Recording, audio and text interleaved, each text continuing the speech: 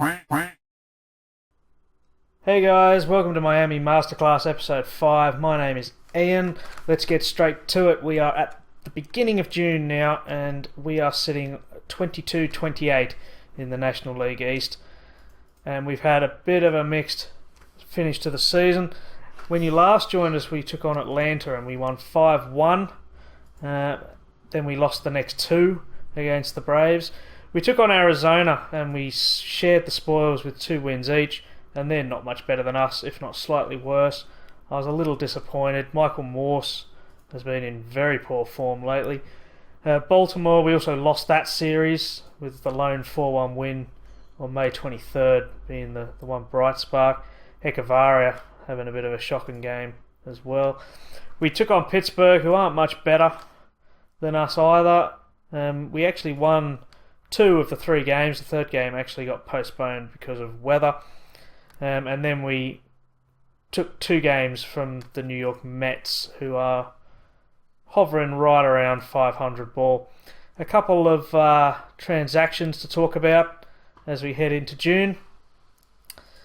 The main one, which I'm really thrilled to be talking about, we managed to get rid of Jared Saltalamacchia.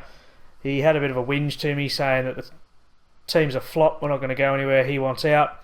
So I shopped him around, and the Dodgers came asking for him, and so we managed to shift him off to the Dodgers with his massive salary, so I'm very happy about that. And we got this guy, Darnell Sweeney, in return, who could very well squeeze into the active roster.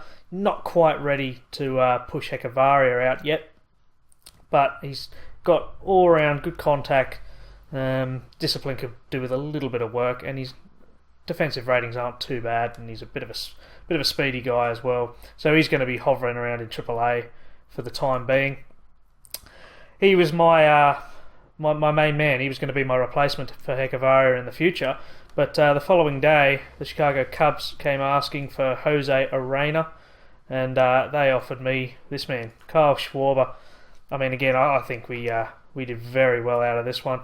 He was languishing down in AA for them, but he was probably ready for the step up for AAA. As you can see, he's actually already made some appearances. He's made his debut for the Marlins. I brought him in because we don't actually have any other catchers other than Raul Muto, because of the loss of Saltalamacchia.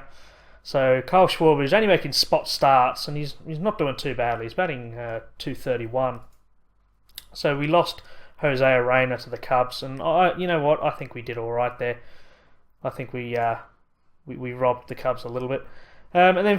A few days later, Minnesota Twins came knocking. They wanted Justin Twine, who was sitting down in Single A.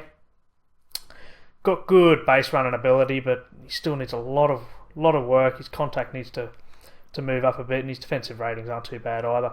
And we managed to grab Danny Santana, who is on a very, very low salary, and he's really, really good. He's probably slightly worse than Heckavaria, but he's going to be giving real good competition to the shortstop. And we also got a little bit of cash in return. So as we look at the month of May for the splits, so as you can see, D. Gordon's still leading off, and he's stolen 17 bases. He is on fire for the month of May. He batted 327. He's on base, slightly better at 361. I moved Yelich back into the second spot after the loss of Ben Revere, and he hasn't done too badly. He's batting 250 there. Giancarlo Stanton, he's all over the place. He's on fire at the moment, as you can see. He's on a hot streak, but he's not been doing that fantastic for the month of May. He had a very sort of slow start, but lately, look at that, he's been bashing out 3 hits quite comfortably there. So as you can see, the new one is Raul Muto coming in at catcher. He's now starting games, and he's doing too bad. He's batting 245, where Saltalamacchia for the month of May was batting 183 or something ridiculous. So Raul Muto's a real step up. Kyle Schwarber with his few spot starts, he's batting 231. Mike Morse, he's actually in a bit of a lull at the moment. He's gone hitless in something like 20 at bats, but he's not done too bad for the season, although he could bump up a little bit. Martin Prado, everyone really. Martin Prado, Danny Santana, Ozuna, they're all batting. I was saying that Azuna's batting 333, but they're all just hovering around the okay abilities. I mean, as you look at our rankings for offense, we're just so poor. I mean, we're the second worst team for runs scored. Our batting average isn't fantastic. Home runs, we're dead last, and considering we've got Stanton, that's ridiculous. On the mound, we're actually not doing too badly. So if we could just fix up our offense, we would be doing all right. As you may remember, for the last time, Morse and Stanton, I think, had 7 home runs each, and Stanton's now sort of stretching away a bit, but Morse has just sat there doing nothing. Azuna's next with 4. In terms of pitching, Matt Latos is doing very, very well, and hopefully as soon as we get where is he, Jose Fernandez back, he's out for another month and a bit. As soon as we get him back, our pitching should improve even more so, and hopefully we can just string some hits together and get some runs over the plate. So that's basically it. We're not going to be doing any more live comms until playoffs, now, just because the season will drag on forever, and I really want to power through this. I'm enjoying it.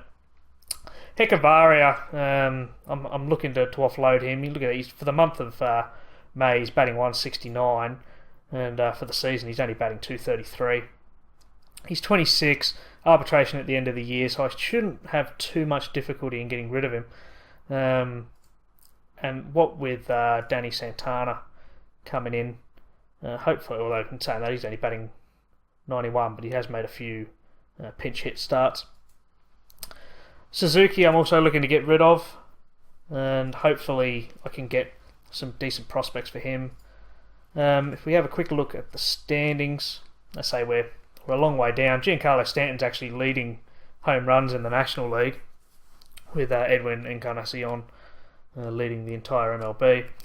That's it. Matt Latos is second behind only Clayton Kershaw for WAR, and D. Gordon's on a bit of a hit streak. But other than that, we haven't really got much to get excited about. We're facing off against the Cubbies, who are doing 25-25. They're sitting at 500 ball. And then we're taking on Colorado down here, who are probably a bit similar to us in that regard. Next time, hopefully tomorrow, I'll be talking about the first year player draft. Take it easy.